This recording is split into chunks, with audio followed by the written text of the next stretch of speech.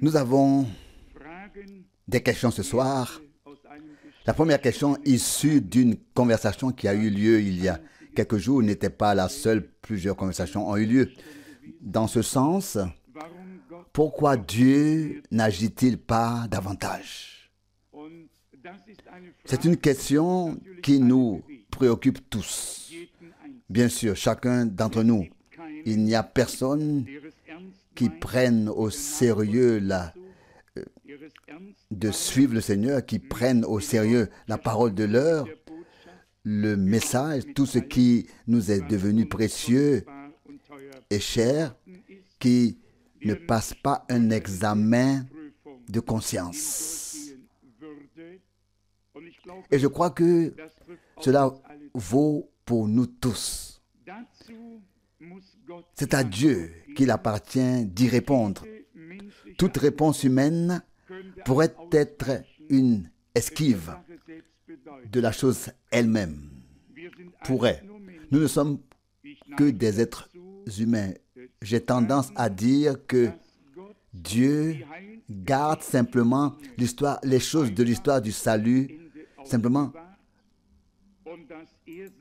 jusqu'à la fin, et qu'il mènera son œuvre à son achèvement quand le temps sera venu pour cela. D'un autre côté, nous avons le droit d'attendre et de compter sur le fait que toutes les promesses telles qu'elles sont écrites ici seront accomplies dans les croyants. Il n'est pas nécessaire d'attendre cela. Cela concerne le salut, la guérison, la délivrance, tout ce qui s'est passé à Golgotha, ce qui y a été payé, ce qui y a été acquis, ce qui a été obtenu et mis à notre disposition. Nous n'avons pas besoin d'attendre cela. C'est là. C'est à notre disposition. Cela a été à la disposition de tous ceux qui sont devenus croyants pendant toute la période du temps du salut, et cela est à notre disposition aujourd'hui. Si quelqu'un veut être sauvé, on ne peut certainement pas lui dire « Attends que Dieu fasse quelque chose de grand ». Non, la plus grande chose que Dieu ait faite, elle a déjà été accomplie. C'est déjà accompli.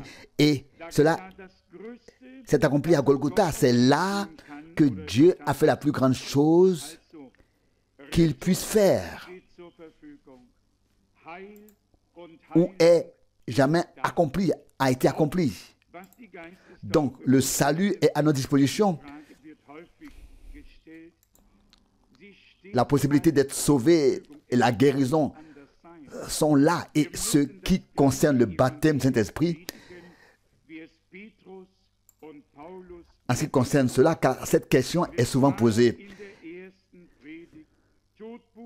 Cette expérience est aussi à la disposition de nous tous. Il ne peut en être autrement. Nous devons prêcher le même évangile que Pierre et Paul ont prêché. Et c'était dans la première prédication. Répentez-vous et que chacun de vous se fasse baptiser au nom de Jésus-Christ pour la rémission de ses péchés, et vous recevrez le don du Saint-Esprit, car la promesse est pour vous, pour vos enfants, pour tous ceux qui sont loin, pour tous ceux que le Seigneur, notre Dieu, appellera. Actes des Apôtres 2, 38. Si nous avons été appelés, alors la promesse est pour nous. Nous devons seulement prendre courage pour nous approcher de Dieu dans la prière, dans la foi,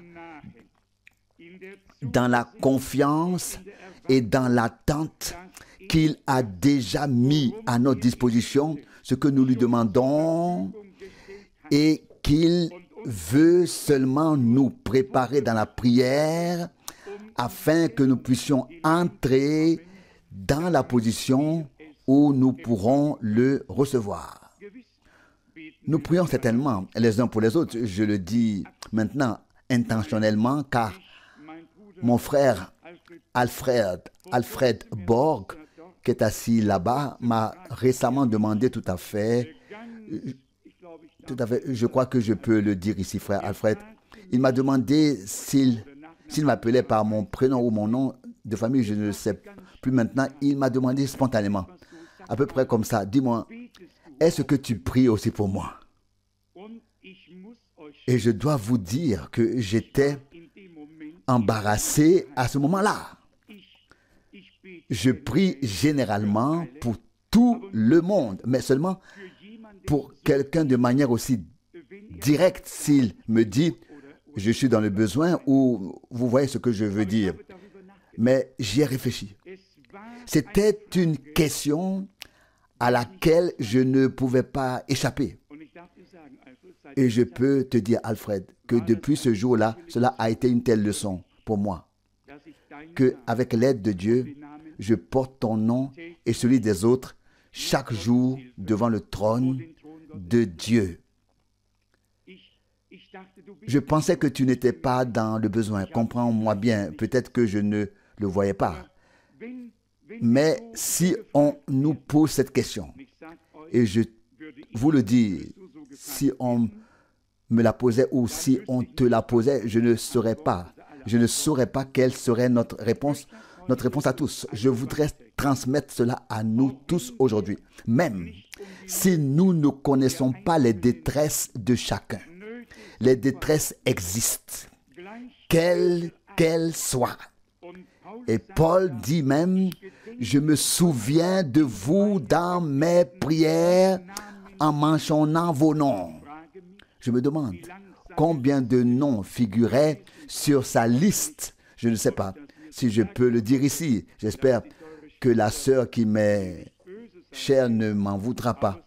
Mais elle m'a dit, frère Franck, j'ai fait une liste avec tous les noms que Dieu a mis dans mon cœur. Et pour ne pas les oublier, je les ai écrits. Et puis elle ajoute, il y en a déjà 230. Et elle dit, mais tu es en tête de liste. Elle voulait bien dire cela. Vous savez, nous sommes entourés de personnes si aimantes. Cela aussi a parlé à mon cœur. On ressent que les gens sont engagés, sont dans la chose et que le peuple de Dieu leur tient à cœur et qu'ils ne sont pas indifférents. À partir du moment où quelqu'un nous devient indifférent, nous perdons notre affection et notre amour. Et cela ne doit pas être. Au contraire, nous devons revenir à notre premier amour, ressentir quelque chose les uns pour les autres, ressentir quelque chose pour tout le corps. Vous savez, nous avons deux possibilités pour juger une réunion ou ceux qui y servent la parole. On peut juger une fois et dire, oui, ce serait bien que les frères aient davantage de Dieu afin de pouvoir donner davantage et que davantage se passe. C'est vrai, mais il ne faut pas en rester là. Si nous voulons que Dieu fasse plus, le jugement terrestre d'une situation ne suffit pas. Nous devrions alors invoquer Dieu et dire, Seigneur, nous chantons assez souvent plus du Sauveur pour pouvoir ensuite prier sincèrement et profondément. Seigneur, revêt tes serviteurs comme tu as revêtu les premiers témoins. Rends-les à la fin tels que les frères étaient au commencement. Me suis-je bien fait comprendre? Je pense que oui. Et c'est nécessaire, car si ce n'est que lorsque toute l'Église commencera à porter tout le fardeau et que la situation générale sera devenue une détresse pour elle et que nous appellerons Dieu, invoquerons Dieu, crierons à Dieu ensemble dans cette détresse, c'est seulement à ce moment-là qu'il nous exaucera. Et je crois que le temps est proche. Dieu nous a préservés de certaines choses.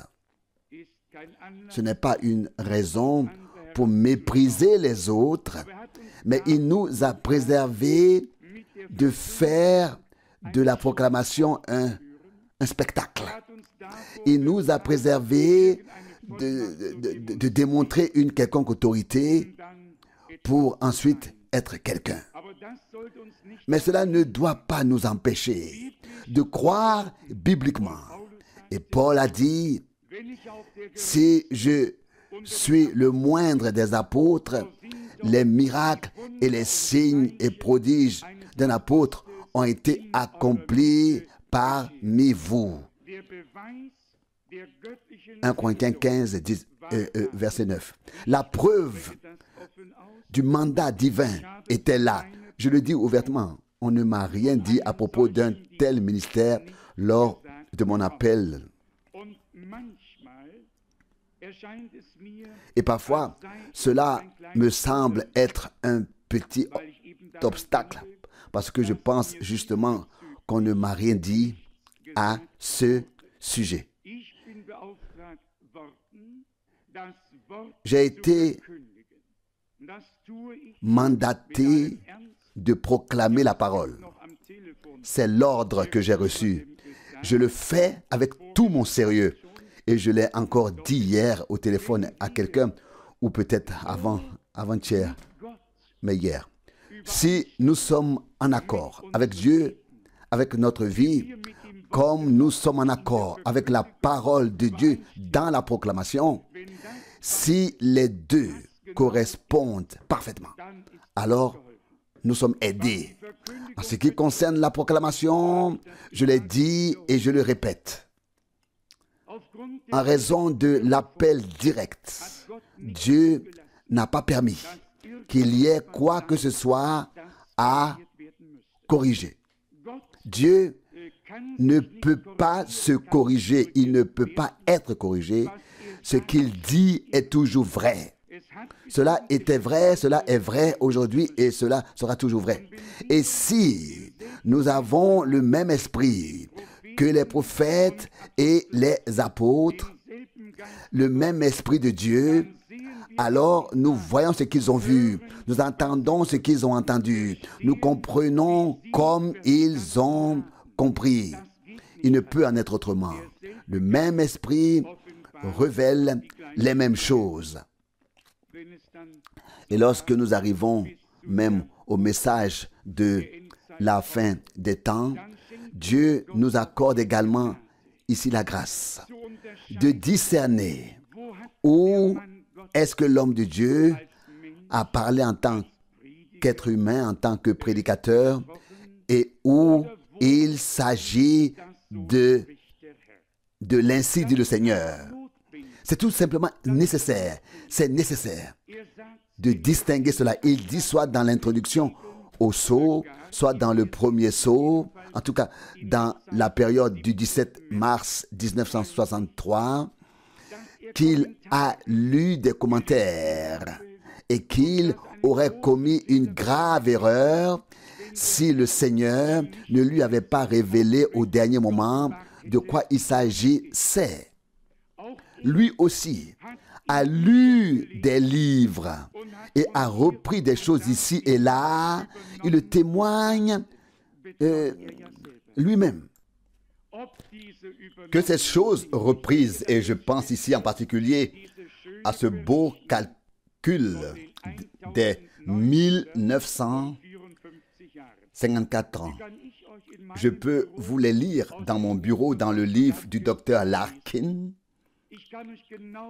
Larkin, je peux vous le lire exactement dans le même livre, La division des âges de l'Église, telle que nous l'avons dans le livre sur les âges de l'Église. Frère Branham les a recopiés directement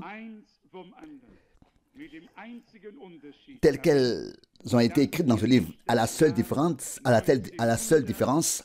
qu'il n'a pas fixé l'année 1900 comme début de la dernière époque de l'Église, comme le fait le docteur Larkin, mais qu'il a inscrit l'année 1906 avec l'effusion du Saint-Esprit à Los Angeles. Il a repris toutes les autres dates telles qu'elles avaient été fixées dans l'ouvrage sur l'histoire de l'Église avant le tournant du siècle et au tournant du siècle. Tout n'était pas révélation. Il a repris certaines choses, d'autres étaient révélation. À qui faut-il expliquer tout cela? C'est très difficile à comprendre. Et le calcul avec les 1954 ans qui concerne le temps d'Abraham devait maintenant s'appliquer à l'Église du Nouveau Testament. Et puis il dit dans la prédication les 70 semaines de Daniel, les 70 semaines de Daniel, au moment où il parlait, il nous reste maintenant 17 ans jusqu'à 1977, 1977, et alors ce sera l'année du jubilé. Et il va encore plus loin. Puis il dit, que signifie année jubilaire? L'année jubilaire signifie l'enlèvement de l'Église. Ce sont toutes des déclarations graves. Les ennemis de la croix du Christ et les ennemis du message montrent du doigt et disent, oui, voyez, il a dit ceci, il a dit cela. Et puis, il a ajouté, si un prophète dit quelque chose et que cela ne se réalise pas, c'est un faux prophète. Et puis, vous connaissez bien la façon de penser des gens. Et à la fin, ils tombent dans leur propre piège, car il est écrit, ce dont tu juges les autres, tu te condamnes toi-même. Je ne sais pas du tout comment j'en arrive à ces conclusions, mais c'est tout simplement nécessaire. Il est important de savoir ou de distinguer où se trouve la révélation, où les choses ont-elles été reprises et où le Seigneur a-t-il révélé les mystères qui sont restés cachés. Bien sûr, certains liront peut-être mes écrits et diront, oui, mais ici, cela ne correspond pas avec Frère Branham, et là, cela ne correspond pas non plus. Ce sont de graves accusations. Et je dois alors répondre, je n'ai qu'un seul engagement, qu'une seule obligation, et c'est envers Dieu et sa parole. Un seul engagement, une seule obligation. Cela peut sembler présomptueux, puis vient à nouveau l'objection. Oui, mais la parole ne t'est pas venue. Tu n'es pas prophète. La parole vient au prophète. Et alors, on est littéralement malmené de toutes parts si l'on ne savait pas que Dieu a donné un appel et qu'il y a un mandat à accomplir. Si l'on écoutait les critiques, parfois même justifiées du point de vue des détracteurs, car ils ont bien sur des arguments concrets. Car ils ont bien sûr des arguments concrets. Et puis, ils demandent encore, mais crois-tu ce que le prophète a dit? Vous voyez, comme c'est difficile? Comme je l'ai dit, il ne faut pas se contenter de répéter comme un perroquet. Il faut, comme je l'ai toujours enseigné, se référer aux Écritures et trouver la réponse définitive dans la parole de Dieu. Il faut pouvoir s'y reposer. Si l'on ne peut pas se reposer dans ce que l'on prêche, si l'on ne peut pas s'y reposer soi-même, comment les auditeurs pourraient-ils s'y reposer? C'est impossible. La chose doit être juste. Et cela ne doit pas vaciller. Cela doit correspondre à la foi avec l'Ancien et le Nouveau Testament. En particulier, le passage, probablement même dans les Sceaux, où Frère Branham dit, pendant que l'ange descend dans Apocalypse 10, verset 1, le 7e messager est sur la terre. Et vous pouvez imaginer à quel point c'est difficile. Mais il a dit, mes yeux regardent cela, à côté du texte, lettre après lettre, mot après mot. Et on peut le voir. Et je comprends pourtant de quoi il s'agit, combien une telle déclaration est grave. L'était et le sera encore. Bien sûr, les gens affirment maintenant, le prophète l'a dit. Apocalypse 10 s'accomplit pendant son ministère. Et combien de fois l'a-t-il dit? Apocalypse 10, versets 1 à 7 s'accomplit. Et il a souvent dit, ici s'accomplit Apocalypse 10, verset 7. Le référent à sa personne. Et puis viennent mes amis, un peu comme les 3 amis de Job, qui avaient eu aussi beaucoup à se plaindre et me disent, tu es déjà assis sur un tas de cendres, tu ne peux pas tomber plus bas. Alors nous allons te coincer un peu plus dans ces choses. Et puis vient la question, crois-tu ce que le prophète a dit? Oui, qu'attendez-vous que je réponde? Dites-le moi maintenant. Nous avons une étude biblique. Nous sommes entre nous. Ah oui, merci frère Wallström. Tu as compris. Bien sûr, je réponds. Je crois ce que le prophète a dit. Ensuite, je dois bien sûr changer de rôle et poser une autre question. Je crois que le prophète l'a dit. Je crois ce qu'il a dit. La question est alors de savoir seulement si cela correspond à la parole. C'est la question. Je maintiens que l'Apocalypse 10 se situe à 100% dans le futur. Si quelque chose s'est accompli, c'est bien le verset 7, car c'est un livre prophétique et que la prophétie peut toujours avoir un ou deux, voire 3 accomplissements, contexte et signification. Il est donc évident que pendant le temps où le 7e messager a donné son message, le mystère de Dieu a été révélé. Mais vous savez aussi que frère Branham, lorsqu'il parlait, ne répétait presque jamais exactement ce que dit la Bible, mais citait de mémoire et disait toujours, il est écrit qu'au moment du 7e ange, dans le temps du 7e ange, les mystères de Dieu, les mystères de Dieu, les mystères de Dieu seront révélés. Et cela n'est pas écrit du tout. Il est écrit le mystère, pas les mystères, pas les, mais le mystère au singulier, le mystère de Dieu. Et le mystère de Dieu, est et reste Jésus-Christ.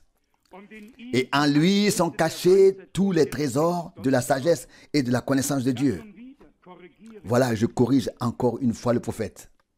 C'est ce qu'ils disent. Pensez-vous que cela m'amuse? On pourrait continuer ainsi. Nous avons reçu la parole pour la prendre au pied de la lettre, même si cela nous fait mal aux yeux des hommes. Nous devons pouvoir nous présenter devant Dieu, pouvoir subsister devant Dieu. Mais revenons-y, pour autant que nous le sachions, et ne me méprenez pas, ne me comprenez pas mal. Nous croyons de tout notre cœur, de toute notre âme, que frère Branham était le plus grand prophète qui ait jamais marché sur terre. Son ministère était plus grand que celui de Moïse, que celui d'Élie, que celui de Paul. Son ministère était plus grand. C'était le ministère direct, tel que notre Seigneur l'avait lui-même. À l'époque d'Abraham, lorsque les pensées secrètes de Sarah qui étaient derrière lui dans la tente ont été révélées et qu'il pouvait également dire à tous les gens pendant le jour de sa chair qui ils étaient, ce qu'ils étaient, etc. Genèse 18, 13 et Jean 1, 48. Frère Branham avait le même ministère. Et ce ministère était parfait. Il n'y avait pas eu un seul cas, pas un seul point où cela aurait pu être faux. Il voyait la personne en vision. Il entendait les paroles. Tout était à 100%.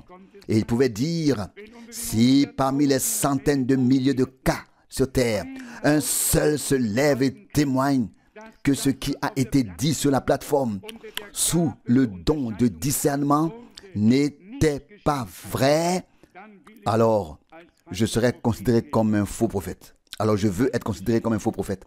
Mais c'était vrai. Cela a été vrai à 100%. S'il s'agit maintenant d'exposer le dessein de salut de Dieu, d'entrer dans les détails, alors certaines choses ici et là peuvent être améliorées dans la mesure où elles devraient peut-être être ordonnées afin d'être à la bonne place, dans le bon rapport avec tout le reste. Et là, une seule chose peut apparaître. C'est que Dieu a établi différents ministères dans l'Église. Supposons que quelqu'un ait reçu de Dieu l'autorité d'enseigner et d'exposer le conseil de Dieu. Il ne pourrait rien n'exposer s'il n'y avait pas eu auparavant un prophète pour fournir le matériel.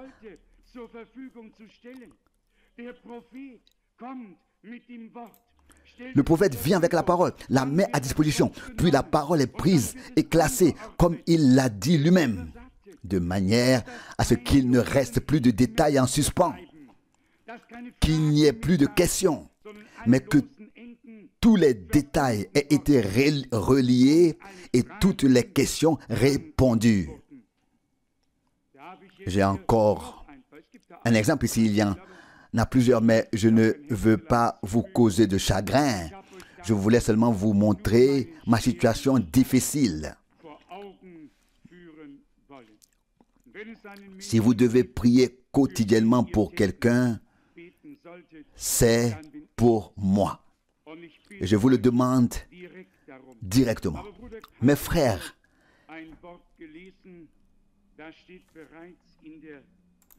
Katkech a lu ici une parole qui se trouve déjà dans la prochaine brochure qui paraîtra avec le titre « Le retour de Jésus-Christ ». Le retour de Christ, nous avons déjà utilisé cette parole. Je sais que ce que je dis, personne ne l'a peut-être dit. Mais si je sais ce que je dis et si je sais que c'est vrai, alors je le dis tout simplement. Et nous savons très bien, très exactement, que seuls les hommes qui étaient prêts participeront à l'enlèvement et personne d'autre. Et la porte fut fermée. Ceux qui étaient prêts entrèrent et ceux qui n'étaient pas prêts restèrent dehors et frappèrent à la porte. On ne leur a pas ouvert. Personne parmi les croyants ne pouvait entrer sans vêtements de noces. Ce n'est pas possible. Cela n'arrivera pas. Une personne qui est enlevée n'a finalement pas besoin de se demander lors de l'enlèvement si elle sera rejetée. Non. Et encore non. Je peux vous dire qui est cet homme sans habit de noces. C'est celui qui nous accuse jour et nuit. L'accusateur des frères, celui qui a accès, le vieux Lucifer qui était à l'origine dans le ciel. Il n'a certes pas de vêtements de noces, mais il peut s'habiller d'un blanc éclatant, ne vous y trompez pas. Il vient vêtus d'un vêtement blanc, comme l'écrit Paul aux Corinthiens, dans la deuxième épître aux Corinthiens, chapitre 11, il y est écrit que Satan lui-même se déguise en ange de lumière. 2 Corinthiens 11, 14. Et au moment où l'épouse est enlevée, son travail est terminé. Il n'a plus rien à accuser. Le temps des accusations est révolu. Alors son temps est écoulé. Alors il doit descendre. Maintenant, il veut encore faire quelque chose. Il ne peut pas entrer par la porte, car la porte, c'est Jésus-Christ. Est-ce vrai? Jean chapitre 10, verset 7. Mais celui qui entre par ailleurs, c'est le voleur et le meurtrier. Jean 10, 8. Est-ce vrai? Donc, il ne peut pas entrer par la porte, mais il connaît bien les lieux là-haut. Et alors, le moment est venu. Et la parole, le mot « ami », vous pouvez le lire dans le récit de la tentation ou peu avant la crucifixion. C'est ce que dit notre Seigneur à Judas, dans lequel Satan était entré. Ami, ce que tu vas faire, fais-le vite. Jean 13, 27, il l'appelle ami. Et ici, il utilise le même mot. Mon ami, comment as-tu pu entrer ici? Matthieu 22, 12, c'est fort, je vous le dis. Quand celui-là arrive là-haut, au temps de Job, et que le Seigneur lui demande, d'où viens-tu? Job 1, 7, et il répond, j'étais sur la terre, j'y ai fait une promenade. Le Seigneur demande, as-tu vu mon serviteur Job? Il répond, oui, je l'ai vu, mais tout est clôturé. Je n'ai rien pu faire avec lui, mais je l'ai vu. Et Dieu dit, il n'y a pas d'homme aussi pieux que Job sur terre. Et Satan dit, laisse-le-moi un moment, et nous verrons alors s'il est pieux. Et savez-vous que Dieu avait une telle confiance en Job qu'il dit, tu l'as, mais tu ne dois pas toucher à son âme. Oui, Satan peut bouleverser beaucoup de choses dans notre vie, mais il ne peut pas toucher notre âme. C'est très, très simple. Alors, l'épouse est enlevée, Christ amène l'épouse, prend l'épouse et Satan descend avec toute son armée. Christ amènera autant de personnes que Satan en aura arraché, afin que le nombre soit complet pour toujours et à jamais. Et là, c'est très très simple. Il sera précipité dans les ténèbres, car cela se passera après l'enlèvement. Et vous savez bien ce qui se passera alors. Et sur la terre, il y aura à ce moment-là des pleurs et des grincements de dents. Nous ne voulons pas approfondir cela maintenant, mais simplement mentionner ce passage de la Bible qui a été lu. Que reste-t-il à dire? Je crois que je vais m'asseoir, frère Rousse. Tu as certainement quelque chose à dire. Tu as sûrement une parole dans ton cœur, oui. Nous en sommes à la question, pourquoi Dieu ne fait-il rien? N'est-il pas encore intervenu? La question devrait peut-être être posée autrement. Oui, la question est peut-être juste, mais pas le point de départ. Supposons que les hommes proclament la parole et croient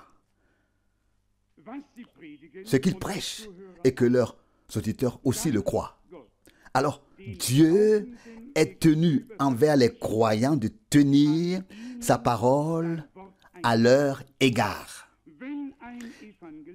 Si un évangéliste, quel qu'il soit, j'en ai été témoin, j'ai même vu et entendu dans ma jeunesse, par exemple, des femmes évangélistes, une madame,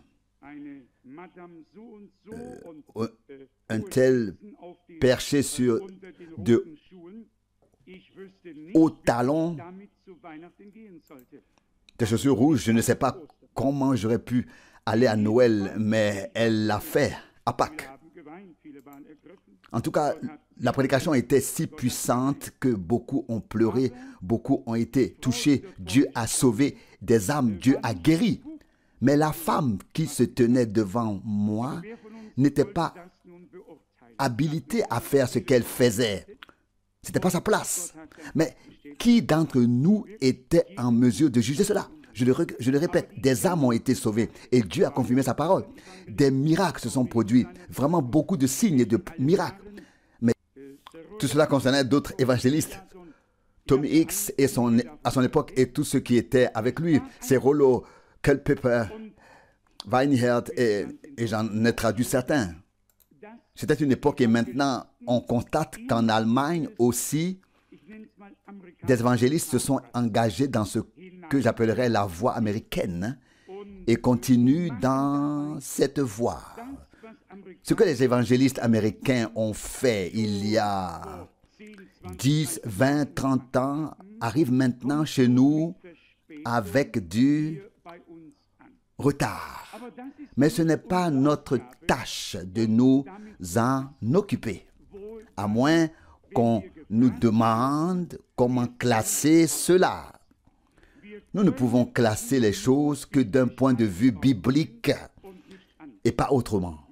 Si nous croyons que Dieu a envoyé son prophète avec le dernier message pour accomplir l'appel à sortir et la préparation de l'épouse, alors nous ne pouvons pas croire que des hommes conduits par l'Esprit de Dieu rejettent le prophète envoyé par Dieu et foulent aux pieds le message qu'il a apporté, voire vont encore plus loin et disent « Il a été très bon pendant de nombreuses années, mais à la fin, il est tombé. » J'ai moi-même entendu cette phrase à plusieurs reprises. Eh bien, comment Dieu pourrait-il se contredire lui-même?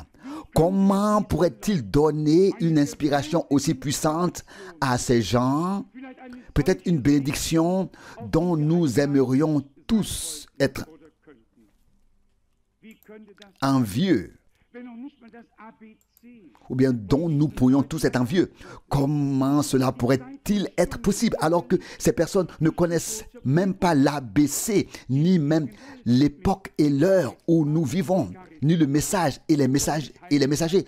Au contraire, tout est question de charisme, de charismatique, de Saint-Esprit ici et d'esprit pentecôtiste là. Et quand on regarde vraiment derrière, il n'y a pas de proclamation fondamentale de la parole.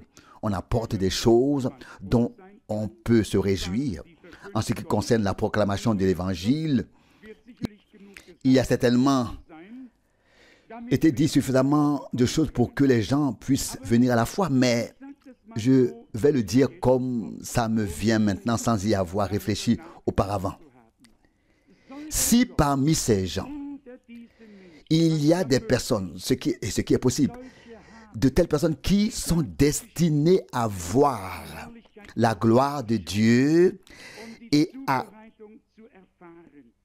vivre et connaître leur préparation, alors Dieu aura les moyens de les appeler à sortir, les conduire à sortir et de les éclairer, oui, de les conduire dans toute la vérité. Le Saint-Esprit conduit dans la vérité. Et la vérité est la parole de Dieu. Et je vous le dis, à la fin, personne ne pourra m'amener là où l'on dit que Christ est ici et Christ est là. On ne pourra nous amener que là où se trouve la vraie parole. Car au commencement était la parole et à la fin sera la parole. Toutes les autres choses passeront. Donc, pas ici et là, mais là où se trouve la parole. Maintenant, vient naturellement la question supplémentaire que tout juge poserait. Si nous avons la vraie parole, pourquoi cela ne se produit-il pas aussi parmi nous ici, au moins autant que là où la vraie parole n'est pas? Et c'est une question sérieuse. Je ne veux pas, je ne peux pas l'éviter. nous devons nous poser cette question ensemble. Je l'ai dit, je voyais ma tâche, ou je la vois encore jusqu'à cet instant, dans la distribution de la nourriture emmagasinée. Quand aujourd'hui la livraison d'1 million de papiers est arrivée, c'est-à-dire des feuilles, des pages ou des couches, peu importe ce qu'était ce million de feuilles, et que j'ai vu comment elles étaient transportées, empilées, je me suis réjoui. Cela m'a montré tout ce qui avait déjà été imprimé, et frère Borg et frère Siegfried savent mieux que quiconque tout ce qui est imprimé ici. Vous n'avez peut-être pas toujours une vue d'ensemble de ce qui se passe réellement. Il se peut que pour certains, il n'y ait que le mercredi soir, et pour moi encore le samedi et le dimanche, et ensuite, il n'y a plus rien. Il se passe beaucoup de choses. Ce ne sont que des jours de réunion que nous avons. Il se passe beaucoup de choses. Les prédications sont traduites. Elles sont imprimées, et ce, dans de nombreuses langues. Le pain, la nourriture est distribuée. Quand viendra le moment où le Seigneur dira que la semence a été semée assez longtemps et que la moisson doit maintenant être récoltée. J'attends ce jour avec plus d'impatience que les gardes, que les sentinelles attendent le matin. Et parfois, j'ai déjà dit au Seigneur que je me sens souvent comme dans une prison dont je veux sortir, dont je veux m'échapper. Je voudrais en quelque sorte connaître la liberté des enfants de Dieu, cette liberté de l'esprit, cette autorité absolue de Dieu qui se manifeste au nom de Jésus. Car allons encore un peu plus loin. Si ceux qui n'ont même pas encore reconnu le nom de Jésus dans sa signification divine, qui baptisent encore sous 3 titres, et qui, dans la grande assemblée, j'ai entendu cela par hasard sur la cassette.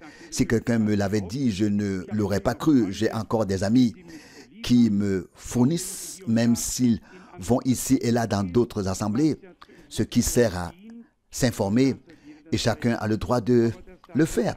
Mais l'un de ces grands ouins a dit, et maintenant nous invitons la Trinité divine à venir dans notre assemblée, dans notre réunion. Et il a alors énuméré dans l'ordre. J'invite le Père, j'invite le Fils et j'invite le Saint-Esprit. Oui. Et là, ensuite, on recommence à réfléchir. Non, ça ne va pas. Mais je reviens maintenant à ma question supplémentaire. Si des personnes qui n'ont pas reçu la signification divine du nom de Jésus ont tant à montrer, qu'en est-il de nous qui avons reconnu la puissance de ce nom et la signification de ce nom pour le salut, la guérison et le bien? N'est-ce pas vrai? Qu'a dit Pierre à l'époque lorsqu'on lui a demandé en quel nom et comment tout cela, ce miracle avait pu se produire? Et il a dit que cela vous soit connu, homme du sang et drain, c'est par la puissance du nom de Jésus de Nazareth que cela s'est produit. Actes apôtres 4, verset 10. Et puis ils ont ordonné de ne plus prêcher en ce nom, parce qu'ils avaient peur que des choses trop grandes n'arrivent. Est-ce vrai ou non? Oui, c'était ainsi au commencement. Lorsque ce nom a été révélé et transfiguré à nos frères et sœurs par l'Esprit, il doit en être de même à la fin, à tout prix. C'est pourquoi il est écrit « Père, glorifie ton nom ». Et puis vint la réponse dans Jean 12, 28. « Je l'ai glorifié et je le glorifierai encore. » Il doit donc y avoir encore une fois un temps où le Seigneur révélera son nom de rédemption qui est dans le salut, la guérison, tout, et où il revêtera les siens avec puissance afin qu'ils puissent utiliser ce nom dignement, afin que la parole de Dieu soit confirmée à nouveau. Si cette soirée n'a rien apporté d'autre que la prise de conscience que Dieu le veut et qu'il le fera, que nous devons encore patienter un peu et que je cherche la faute en moi, je dis toujours que c'est de ma faute. Il y a alors deux réponses possibles. Ceux qui, avec de bonnes intentions humaines, disent « Non, cela ne peut pas venir de toi, tu fais plus que quiconque n'a jamais fait. » Les autres disent « Oui, cela pourrait être le cas. » Et les troisièmes disent « Oh non, non, c'est moi ou les autres qui sommes responsables. » Chacun, non, les réactions sont très différentes. Quoi qu'il en soit, nous n'avons qu'une seule tâche. Croire ce que dit l'Écriture, comme dit l'Écriture, et compter sur le fait que Dieu accomplira sa parole. Je ne veux en aucun cas faire partie de ceux qui, selon Matthieu 7, verset 21, viendront en ce jour-là et diront « Seigneur, n'avons-nous pas agi en ton nom ?» Et puis ils énumèrent encore. Et le Seigneur dit « Je ne vous connais pas. » Vous savez très bien que si j'étais ici pour la première fois aujourd'hui, vous ne m'auriez peut-être pas vu auparavant. Quand on a vu quelqu'un, on a fait sa connaissance. On peut alors dire « Oui, je le connais. » Mais une personne que j'ai rencontrée, je l'ai connue. J'ai fait sa connaissance. J'ai fait sa connaissance. Je ne peux pas dire que je ne te connais pas. Je ne peux pas dire que je ne connais pas cette personne. Mais le Seigneur dit à ces gens, éloignez-vous de moi, vous qui commettez l'iniquité. Je ne vous connais pas. Oui, oui. Vous qui commettez l'iniquité, c'est vrai. La transgression, c'est enfreindre la loi. Nous le savons, le péché est une transgression de la loi. Le mot iniquité veut dire en fait transgresser la loi. Nous le savons. Même si nous ne pouvons pas approfondir la question pour l'instant. Mais regardez, ces gens n'ont pas menti. Ils ont dit, n'avons-nous pas prophétisé en ton nom? N'avons-nous pas chassé les démons? N'avons-nous pas accompli de grands exploits? Le Seigneur ne contredit pas. Il laisse tout tel quel. Tout est vrai. Tout est juste, tout a été prophétisé, tout a été fait, tout. Et pourtant, il dit, je ne vous connais pas. Et nous en arrivons à cette question qui concerne principalement notre époque. À savoir distinguer, vraiment distinguer, ne pas se fier à ce qui est visible. De l'enthousiasme ici, de l'enthousiasme là.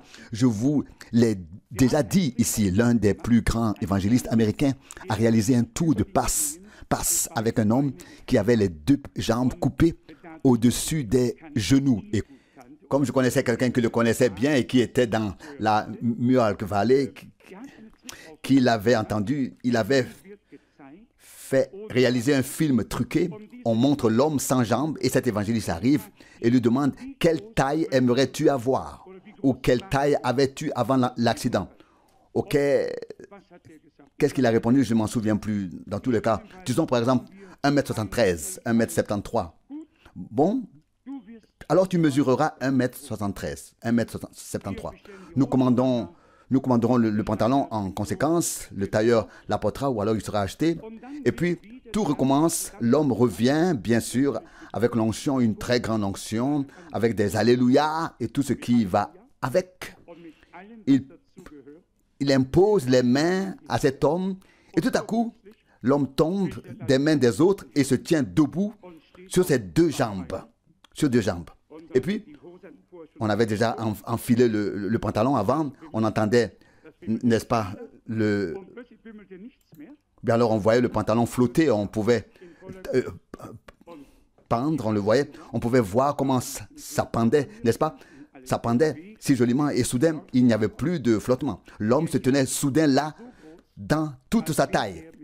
Et la plupart des gens là-bas venaient du sud de l'Amérique. Ils étaient tous très touchés. Puis que ceux du nord et de l'Est, les acclamations étaient si fortes qu'on aurait dit que le Messie était entré à Jérusalem. Tellement fortes. Et quand on lui a demandé à cet homme, mais pourquoi est-ce que vous trompez les gens? Il a dit, mais je ne trompe pas les gens. Je fais que aider Dieu afin que la foi en la puissance de Dieu et en ses miracles s'éveille chez ces personnes. Que pouvait-il répondre? Cet homme est décédé depuis longtemps,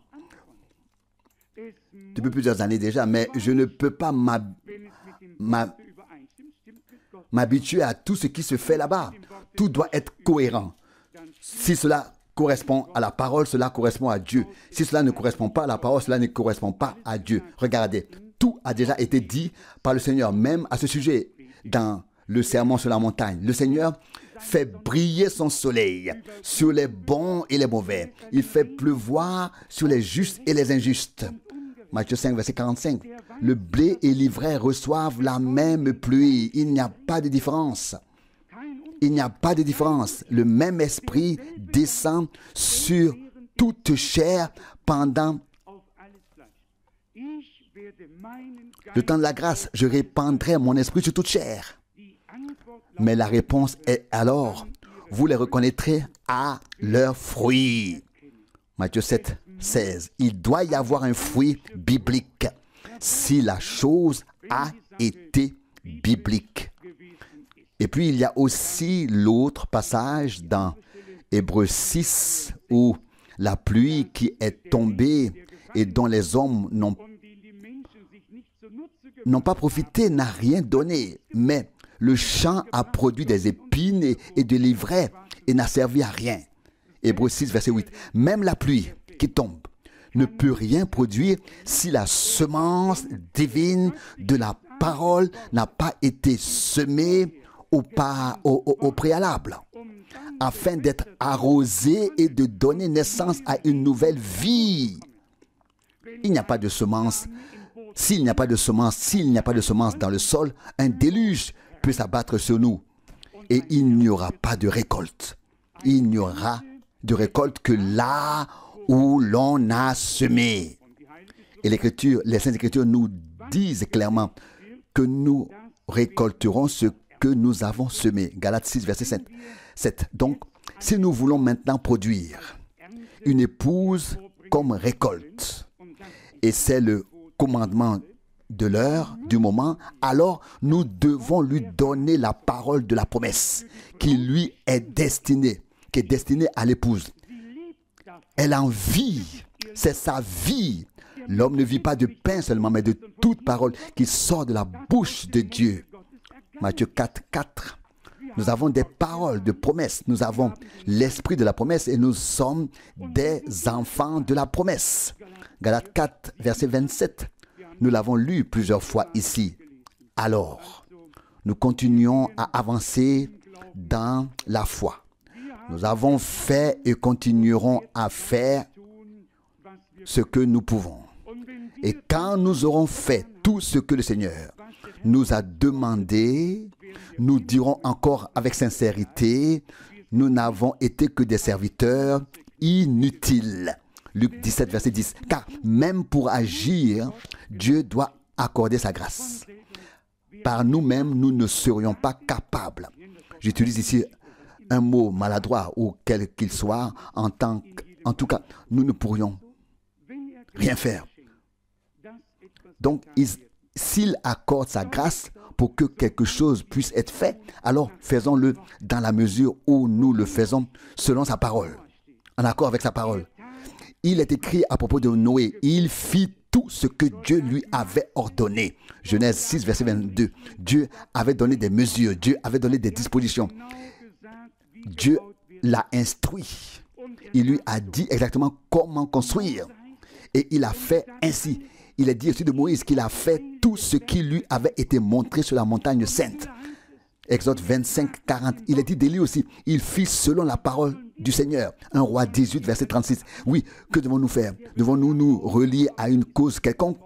à une chose quelconque que nous suivrons ensuite en disant, oui, peut-être que Dieu est ici. Demain, nous irons vers le nord, après, demain, vers le sud, et nous demanderons, peut-être que Dieu est là. Non, ce n'est pas possible. Ça ne va pas ainsi. Dieu est là où est sa parole. Il y a, je crois, dans le Cantique des Cantiques, un livre que j'ai lu dans ma jeunesse, où il est écrit, appelle-moi et je courrai vers toi. Ou bien il y a ici quelques très belles citations. Les jeunes devraient les lire. Mais cela vaut aussi pour nous dans le domaine spirituel. Si le Seigneur nous a attirés, nous ne pouvons que le suivre. Cantique des Cantiques 1, verset 4. Et qu'est-ce qui est écrit? Ton nom est comme un parfum répandu. C'est pourquoi les vierges t'aiment. Cantique des Cantiques 1, verset 3. Avez-vous déjà lu cela dans la Bible? Oh oui, oh oui. Mais cela ne se trouve pas dans le livre de Nicodème ou dans les apocryphes. Cela se trouve ici dans votre Bible. Oui, c'est vrai. Ton nom est comme un parfum répandu. C'est pourquoi les vierges t'aiment. Les sages t'aiment plus que les folles. Chapitre 1, verset 3. Amen. Tout est là. Tout est là. Nous voulons continuer dans cette voie. Mais je voudrais peut-être encore dire une chose afin que tous sachent que nous sommes ouverts à tout dans ce lieu. Et si Dieu voulait qu'un évangéliste qui a beaucoup de succès dans la prière pour les malades vienne ici, pensez-vous que je serais inquiet de le laisser prêcher? Pas du tout. Pour que nous puissions tous nous faire notre propre opinion. Et je crois que nous avons plus de chances de convaincre les autres avec la vérité que l'autre camp n'en a de nous convaincre de leurs choses. Je n'ai aucune crainte à ce sujet. Et personne ne devrait penser que nous revendiquons ici un monopole pour nous-mêmes. Si Dieu a un évangéliste quelque part, et en particulier celui qui est devenu très célèbre grâce à sa grande tante en Afrique du Sud, puis plus tard en Zambie, et où était-ce encore? Des milliers de personnes se sont effectivement rassemblées, et c'est encore le cas aujourd'hui. Parmi la population noire, quand un Européen vient prêcher la parole et qu'il dit que les aveugles verront, que les boiteux marcheront, etc., il y a des annonces qui occupent des pages entières de journaux pendant des jours à l'avance. Cela devient le sujet de conversation dans toute la ville, dans tout le pays, et les foules affluent, les foules arrivent. Et quand on filme, les Européens qui connaissent les rassemblements de 30, 40, 50 ou 60 personnes seulement ici, sont stupéfaits de voir soudain une masse noire, des dizaines et des centaines de milliers de personnes. Et ils disent, pourquoi cela ne peut-il pas se passer ici, chez nous? Et alors je dirais, invitez ce grand évangéliste qui a rassemblé 100 000 personnes là-bas, invitez-le. Nous mettrons la chapelle à disposition, nous payerons les annonces à condition qu'il ne soit pas question d'argent à cet endroit. Nous imposerons quelques conditions, à condition qu'il ne parlera pas d'argent, mais pas en ce qui concerne la proclamation. Nous imposerons des conditions, mais pas en ce qui concerne la proclamation. Nous laissons chacun libre de prêcher ce qu'il veut. Nous ne voulons simplement pas que la cause du Christ soit discréditée. En ce lieu, l'honnêteté et la sincérité doivent régner jusqu'à la fin. Une personne qui croit que Dieu guérit les malades n'a pas besoin de mendier et de demander qui donnera 100 marques, qui donnera 500, qui donnera 1000 marques, qui donnera 10 000, qui donnera 100 000. Ce n'est pas nécessaire, ce n'est pas biblique. Une personne qui a été ou qui a été vraiment établie par Dieu peut croire que Dieu touche le cœur des gens et que l'argent nécessaire sera donné. J'ai dû mettre un pistolet sur la poitrine d'un frère et lui écrire. C'est une façon de parler. Je ne viendrai qu'à la condition qu'il n'y ait pas de mendicité en ma en ma présence. Qu'on ne demandera pas aux gens de cotiser, ce n'est pas possible. Soit nous sommes des Balaam, et alors nous avons une tendance, soit nous ne le sommes pas. Ce n'est absolument pas possible. La Bible dit que les gens vendaient leurs biens, vendaient leurs possessions, tout ce qu'ils avaient en trop, et apportaient le produit de la vente aux pieds des apôtres. Acte 4, 35. Mais je ne lis pas une seule fois qu'un apôtre soit allé quelque part pour collecter l'argent. Non et encore non. Si nous voulons être bibliques, alors soyons-le complètement dans la proclamation, dans la pratique, en toutes choses. Êtes-vous d'accord? Oui, nous laisserons tout à Dieu et il fera ce qu'il faut. Loué soit son saint nom. Amen. Maintenant, levons-nous et prions ensemble, car le temps est déjà très avancé. Père Céleste, nous te remercions du fond du cœur pour ta parole précieuse et sainte. Nous te remercions pour la clarté que tu nous as donnée, pour la lumière qui brille dans les ténèbres. Nous te remercions pour chaque révélation, pour chaque clarification que tu nous as donnée, ô Seigneur. Maintenant, nous avons une demande.